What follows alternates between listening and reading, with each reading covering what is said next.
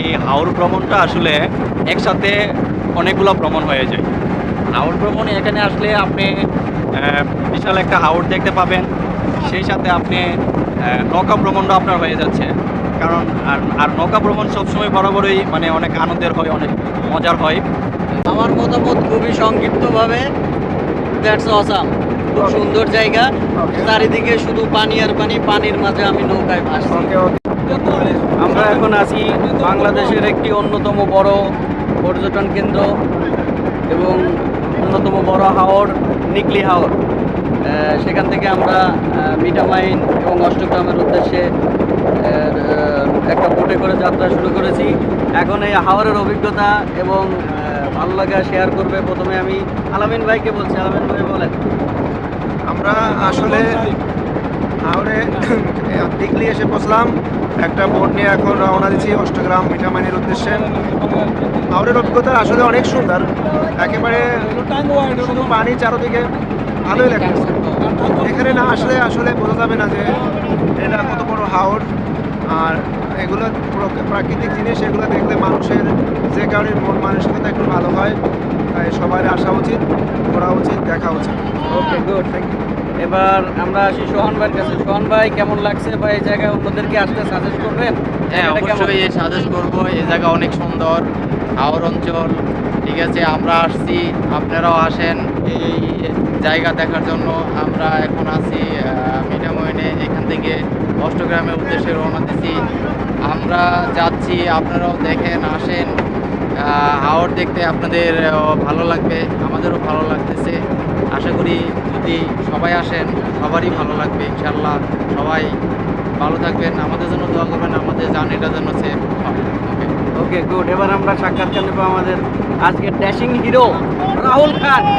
রাহুল, হ্যাঁ, আসসালামু আলাইকুম। আসলে এই হাওর ভ্রমণটা আসলে একসাথে অনেকগুলো ভ্রমণ হয়ে যায়। হাওর ভ্রমণে এখানে আসলে আপনি বিশাল একটা হাওর দেখতে পাবেন, সেই সাথে আপনি নৌকা ভ্রমণটা আপনার হয়ে যাচ্ছে। কারণ আর নৌকা ভ্রমণ সবসময় বরাবরই মানে অনেক আনন্দের হয়, অনেক মজার হয়, যেহেতু সচরাচর নৌকা আমরা ভ্রমণ করতে পারি না। তো আমি মনে করি মিঠামইন আসলে আমাদের হাওর দেখা হয়ে যায়, নৌকা ভ্রমণ হয়ে যায়, পাশাপাশি আরও অনেক সুন্দর এনভায়রনমেন্ট আমরা দেখতে পারি। তো অনেক ভালো লাগছে। সুবোধ ভাই বল। ওকে, ধন্যবাদ রাহুল হ্যাঁ। আপনার এই সুন্দর মন্তব্যের জন্য। হ্যাঁ, সব কিছু মিলিয়ে আলহামদুলিল্লাহ এই পর্যন্ত অনেক ভালো লাগতেছে। আজকে ওয়েদারটা চমৎকার, নাইস একটা ওয়েদার আমাদের অনুভূতিটাকে আরও বেশি বাড়িয়ে দিচ্ছে, আমাদের ভালো লাগাটাকে আরও বেশি বাড়িয়ে দিচ্ছে। তো অনেক বেশি এনজয় করতেছি। আসলে আরও অনেক কিছু অনেক জায়গায় গেছি, কিন্তু আজকের এই ভ্রমণটা মানে আসলে মানে অনেক বেশি ভালো লাগা দিচ্ছে। এক্স্যাক্টলি। তো রাহুলের মন্তব্য শুনলেন। এখন এখন আমাদের এই লাইভে মতামত দেবেন আমাদের প্রিয় সবুজ ভাই।